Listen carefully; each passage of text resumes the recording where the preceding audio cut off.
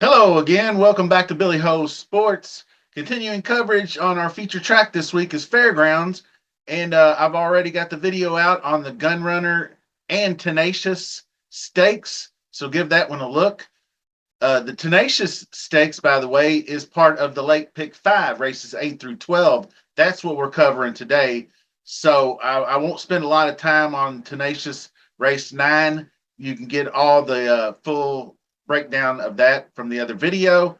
So, like I said, we've got five races to cover for the Late Pick 5. So we're going to get right to it. As always, free to subscribe. Like button is active. Follow me at Billy Ho Sports over on X for changes, scratches, updates of that sort. And let's get it underway. We'll start with race 8, which is a sure memorial. So let's jump right into the past performances. Okay, race number 8 is going to be 5.5 furlongs on the turf. 3-year-olds and up, $100,000 on the line. Number 1, Mischievous Road, does have some competitive numbers. We got the 93 in the last out, just missed by a neck at 80K, going 5 furlongs at Churchill, and then was claimed on the 15th of November by Brittany Vandenberg. So from the Mike Maker barn. So this one's got a chance. Jared Flubberry amongst the top 2 jockeys at Fairgrounds thus far, 9-2 morning line odds, all that into mischief, sire. So all that looks pretty good as far as competitive nature is concerned. And I do kind of like the inside posts. Uh, I don't know about the one post though. That might be kind of tricky getting out of the gate in a 5.5 furlong turfer. So, but we will consider the next one. I'd consider the Bear River and DeBob is is one I think I kind of caught on to a little bit late. The 3-horse, I think it's underneath use. I think just what I saw, I went back and watched this near Arctic and ran against Patches O'Houlihan, which is one of the top uh, turf sprinters type horses. Uh, was scratched out of a race last week, but that's neither here nor there. But I thought it was a really good second place effort, so I kind of looked a little bit closer at this one. Won't make the ticket, I don't think, but could make definitely the underneath because I'm going to toss out just some random single race bets. So I think that DeBab would offer 8-1 morning line, would offer some really good value. Panther Island, I think, will get more money than it needs to. Brad Cox, Luis Saez, that combination draws interest. But none of the figures, I mean, it's got earned a 91 for this optional claiming, but ran fourth. Then ninth previous in the Mighty Bow, which is not that much of a class hike from here. Sixth in the Shakertown. A lot of these horses have run in graded stakes race and fared a little better. I didn't like the numbers myself. I mean, I'm always interested in Brad Cox, Luis Saez, have been real good to me over at Churchill Downs, but this one I just can't seem to wrap my head around going with, so I passed. Number 5, Stitched, looked like one that I had some interest in. Uh, from the Greg Foley barn, but just not quite there on the speed figures. And Minnesota Ready, this is the one of the first ones that I did run across. Third at Fairgrounds on the dirt, going 6 furlongs. Previous was in the slop, another third place finish. I think this Thanksgiving was gearing this one up to go back to the turf.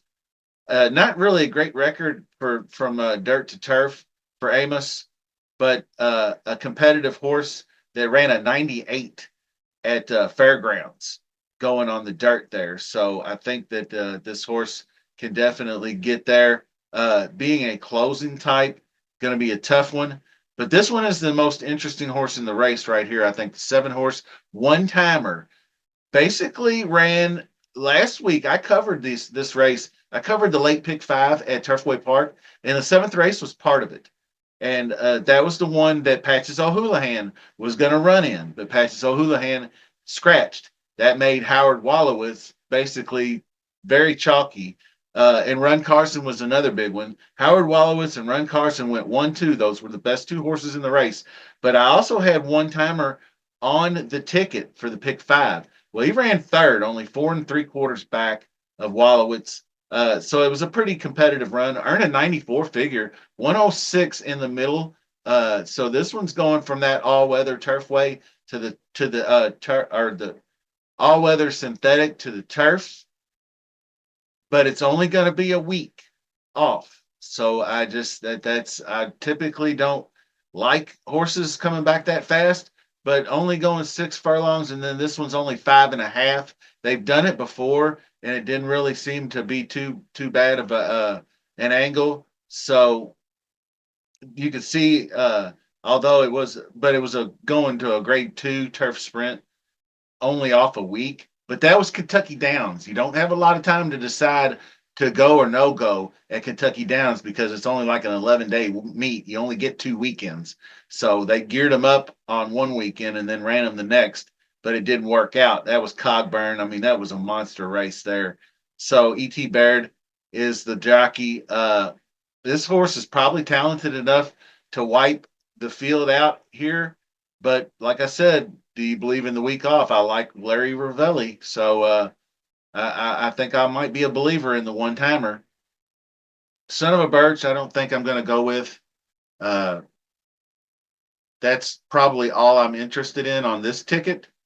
But if you wanted a bet, I think we're going to key the 6 or the 7. I haven't decided.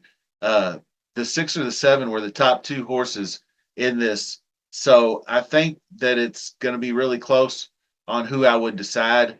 One timer, I think, will be one that's going to look for the lead like he did in these previous where he was last summer uh, because these last two races were grade twos that he didn't get out of the chute and wasn't competitive in. But I think the when he's down to a level he can compete in, he's more of a front runner. So one timer out front would probably be the best bet for a key horse. But I'm definitely using the 1, 3, 6, or 7 underneath. So I'm looking for a win bet on odds of 7-2 or better on the 6 or the 7. But the leg one of the pick five is going to be the 1, 3, 6, 7. So I am going 4 deep. And so 1, 3, 6, 7 is going to be one timer, Minnesota ready. I believe the 3 horse was DeBob, and the one was Mischievous Rogue. So those 4 would go on ticket number 1. I probably would leave out the 3 if I needed to save some money. But we're going to briefly discuss race 9, which is the Tenacious D. And if you watch the video, I kind of came to the conclusion that Track Phantom on the inside post with Jose Ortiz aboard is going to get the tactical advantage of the best jockey and second time Lasix. I think it could feel the med change. Ran a nice 95 in the first race, going 7. Will stretch out a little bit here to 2 turns, but this horse can get 2 turns. It's got a 7.4 average win distance as a quality road colt. So I think Track Phantom just has a problem holding on to the lead sometimes down the stretch, but you can see he did it 3 straight times at Fairgrounds and won the first 2. So the last 2 didn't quite work out, but those were added distance. So a mile and a 16th, he's on target, and that's what we're running in this race. So that's what we're looking at. So Track Phantom is going to be the choice there. I'm also going to use Saudi Crown, and I think maybe underneath the Velociter, but the leg 2, 1, 6, 7. But I think on a different ticket, if I need to save some money, I'm just going to go the 1, 7. But that race, I would key the 1, like I said, and over the 6, 7 for maybe an exacta. Then add in the 3, 6, 7 with the 1 for a trifecta key box. So that will cover race 9, jumping right into race number 10. And this one, an interesting one as well, Buddy Gilberto Memorial. and this one is a mile and a 16th on the turf, 3 year olds. Uh, and what stood out to me right away was Gigante, number two. Now, I'd rather be blessed is definitely would get some consideration, has some ability, but the front running style I don't like in this particular spot. Although front runners do tend to do well, but on route races on the turf, I don't like front runners. So I would probably not use that on the ticket. But number two, Gigante, might end up being a big favorite. It's 9 to 5 morning line. Jose Ortiz, Steve Asmussen. I mean, he hasn't had a. This horse would probably have one or two more wins with a quality jockey like Ortiz aboard, rather than Christian Torres in the last couple of outings. I think it would have been much more competitive in the River City with a better ride. Mile and an eighth, back to a mile and a 16th, drops in class, finished third versus tougher. This is going to be my single Gigante in the this race.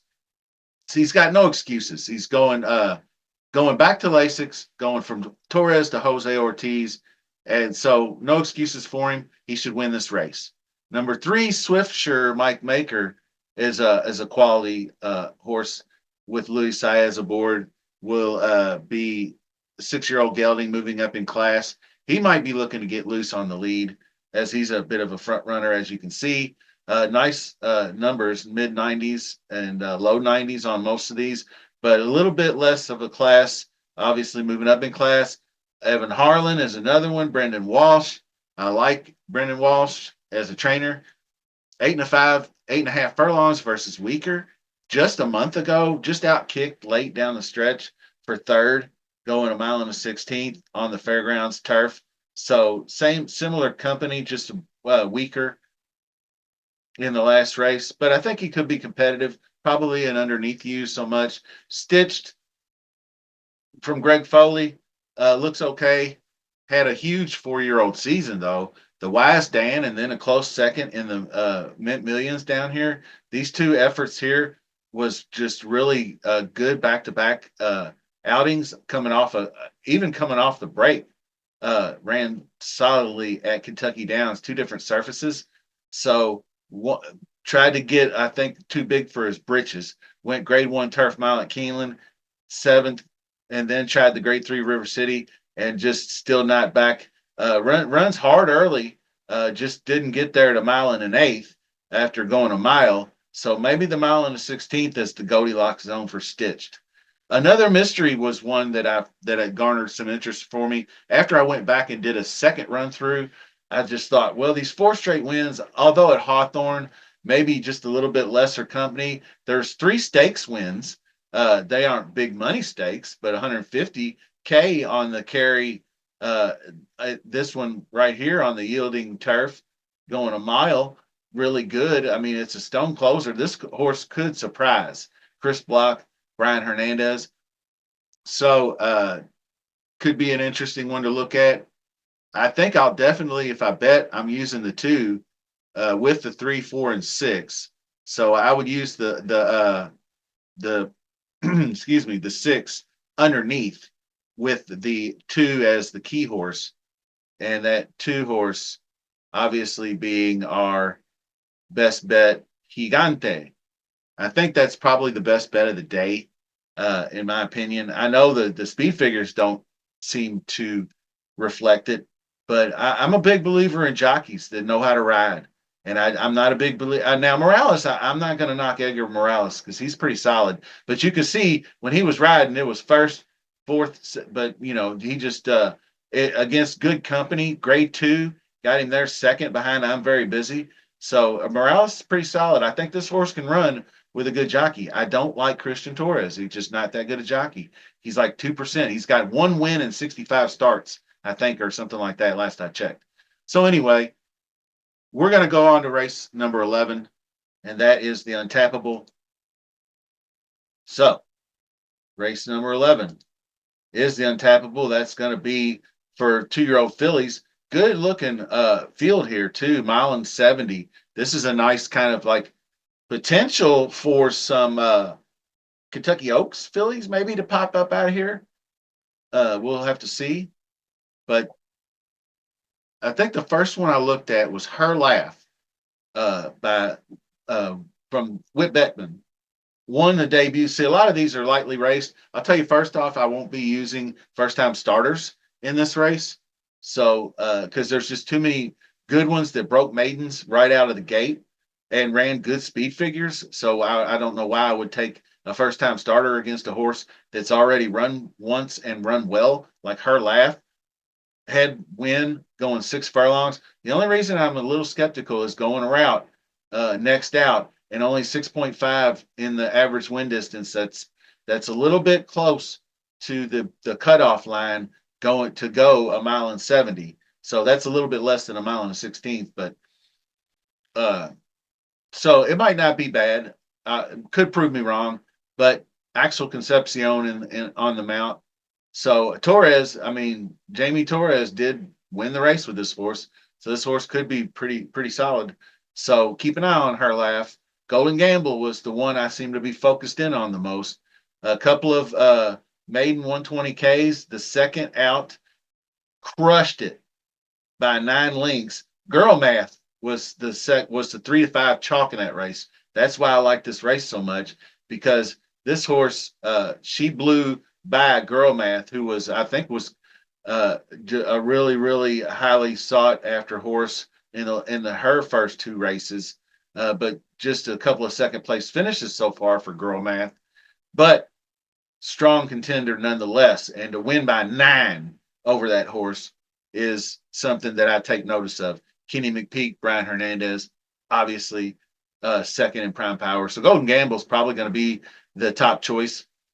But then the next couple of horses, very solid. Got Brad Cox, Florence Rowe, 9-2 Morning Line, California Sunset for the closer, sired by Quality Road. You have 84 breaking the maiden at 120, going 2 turns at Churchill. So definite improvement for the big improvement from the first time out. So 28% shipper, Brad Cox. What can you say about him? You almost have to use him. Then you have Armath, which is sired by McKenzie, who's had an excellent first crop. You can see 3.19 SPI, which is sire production index. That's huge for a horse. And I don't think we're going to have any kind of off track. It's going to be pretty nice this weekend. So I'm not worried about the 27% mud stats, but that's something that might come in to play down the road for the winter time in maybe the next race around. Now, back to back wins. This is a horse. Some of these have just broke their maidens, but this one backed it up with another win, optional claiming going 100K. So that's big time. And now you have Paris Lily, Jose Ortiz, Brendan Walsh. I like Brendan Walsh with the 2-year-olds. Won by a head, second time out, broke the maiden. So that's another one. And obviously Drexel Hill, number 1 in prime power, Whip Beckman, Jamie Torres, but see, 2%, 1 out of 65. At why would I want to put that on a pick 5 ticket when I've got 4 other horses that are as competitive, and the speed figures aren't that much better? Actually, a tick lower with 111K, and then after 2 straight second place finishes. But these are good wins or good runs for second, but then wins by 6. And that's dropping to 7 furlongs. So I don't know that they're also Woodbine all weather track. So I don't know how it translates coming over here. So I think we'll have to see it first. But I think Drexel Hill would be a good underneath use, and that's what I'll do for just this particular race bet. I'd probably use the 4 as the key horse. Then I'd use the 6, 7, and 8 with 5, 6, 7, 8. So maybe a 3/4, or if you just want to go all 4 of them, it costs you $18 to do a key box with the 4 horse. But leg 4 is going to be 4, 5, 6, 7. I'm leaving out the 8 on the ticket. Might use the 8 on ticket number 2 just to hedge. But that leads me to the finale, race 12. And this one's another interesting race. After I looked at it, I thought 58 maiden claimer or maiden race. I thought, well, 2-year-old maidens. But there's a whole bunch of really good horses in here that have broke their maidens or run quite well at bigger prices. So this is late in the 2-year-old season. So a lot of trainers like to drop these horses down into lower maiden races against maybe just a little bit lighter competition to try to go ahead and secure that maiden victory, to build confidence, to have the win going in to the 3-year-old season, that they'll be turned. They all turn 3 January 1st. There's no birth dates in horse racing. So this is the end of the road, likely all these 2-year-olds' final races. So if you haven't broke your maiden, it's always nice to get a maiden victory as a 2-year-old. So that's my thinking behind it. A lot of them are adding Lasix for the first time too. So this is another race that I would not play any first time starters. Morlock, very strong. Second place finishes, even went up in class instead of dropping. Went up to a 120K and was just fighting it tooth and nail. Just couldn't get there. Was a half length ahead right there. Just couldn't get there. Was repelled by kinetic control, but that's a good horse. I have no problem with that. Number 2, Redacted, one of the few graded stakes experiences. 92K maiden didn't get there, going 7 in a slot. So I don't like the class jump just because first in prime power, adding Lasix, honor code, all that stuff is fine. But I'm not making the ticket. I'm going against number 1 prime power on this one. But I will probably use limited edition, the third horse, and that's Brendan Walsh. I like Brendan Walsh with 2-year-olds. The first Lasix 84 speed figure for the third place finish. And like I said, dropping down. So I don't think there's any reason why you would need to drop down unless you just wanted to get that win. Second and a third. I mean, you might drop to 100, but you're not dropping all the way to 58. So I like limited edition, very strong. Not this time. It's a sire, strong sire for the 2-year-olds this year. And 7.2 average win distance. Everything looks good for that one. Then you have Pretty Capable. I went back the second time. I think this one could be a nice 15-1 morning line long shot use. 67 was pretty weak in the debut for 58K, but it was a tap it, and it was for 550K purchased, but it went 6 furlongs, so just didn't get engaged. Moved up to 4th place. So the stretch out was what interests me. Adding the distance to 1.116 from 6 furlongs could get this horse a lot closer. So that's why I would want to go underneath. Now, who's better than dropping in the horse to try to get a maiden win than Steve Asmussen?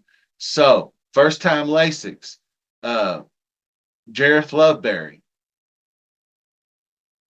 high percent, finished third, first tougher, hunt a $1 million horse.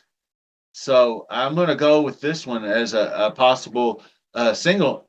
You could single it, but I didn't end up doing that. The rest of them, Strategic Force, Spamalot, pretty weak.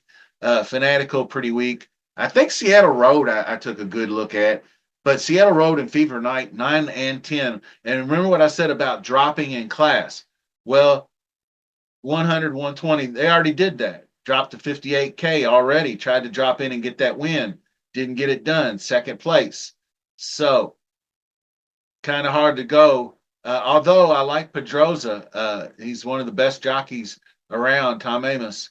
So it's possible, but I don't think that a closer, third off the layoff, it's pretty tough to go with here. But Fever Night was in the same race, third. So neither one of them got it done. But adding blinkers on this one for Kenny McPeak, I guess you have to take stands. The 11 horse native runner actually sparked a little bit of interest. Lasix and blinkers as well. Cromwell, that was the one I almost forgot to mention. First Lasix, Sherry DeVoe, Jose Ortiz, dropping from the 100. Third, everything really good. The only thing I don't think is for the win, maybe just a little bit compromised outside post, but also been off for a couple of months, failed his favorite. An interesting horse to use nonetheless. So I think what we're going to do is probably use the 12 underneath. I would use the 5 as the key horse. The 5 horse, which is, I believe it was Yinzer. Yeah, so I'm going to go with the $1 million baby there, and then the 1, 2, 3, and 12 underneath for like a trifecta. But I'm probably going to use 1, 3, 5 for leg five and for the ticket. So that's going to wrap us up. I believe the recap on the ticket is tough to go by, but I will go over it real quick. Ticket number one is going to be the 1, the 3, the 6, and the 7. So we'll go 4 deep leg one. We'll go 2 deep leg two, 1 and the 7. That's the Tenacious. I believe that's going to be Track Phantom Saudi Crown. Then you have our single Gigante in leg 3. And also we'll go 4 deep, leg 4. That's going to be 4 through 7, 4, 5, 6, 7. Then leg 5, 1, 3, 5. That's going to be a $48 ticket. The next ticket's $54. This one is going to be 3 deep, leg 1, 1, 6, 7, and then we're going to go right back to 1, 6, 7 in leg 2.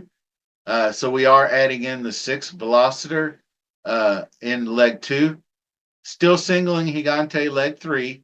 Then we're going to go leg 4 with 4, 5, 7, 8. So I'm going to hedge with the 8. I'm going to take out the 6 and replace it with the 8 in leg 4 for that one. Then we'll go 3 deep once again, 1, 3, 5 for ticket 2, which is going to be $54. I kind of like to keep it right around $100 for both tickets. So 48 and 54 gets us there.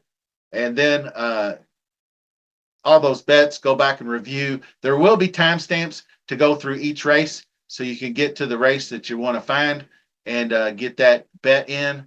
So that's all I have for you today. Might be some more content this week. I haven't decided if I'm going to look at Gulfstream at all.